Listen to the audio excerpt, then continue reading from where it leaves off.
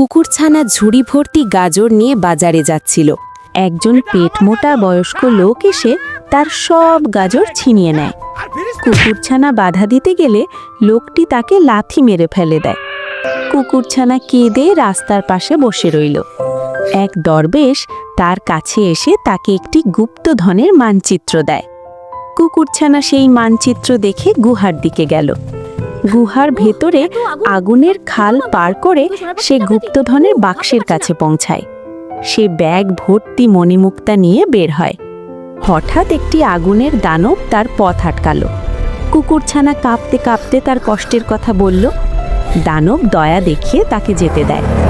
কুকুরছানা সব মণিমুক্তা বিক্রি করে ধনী হয়ে যায়। সে ল্যাম্বরগিনি গাড়ি নিয়ে শহরে ঘুরতে বের হয়। পেটমোটা লোকটি তার পরিবর্তন দেখে অবাক। কুকুরছানা গাড়ি থেকে নেমে হেসে বলছে, লাইক আর সাবস্ক্রাইব করো।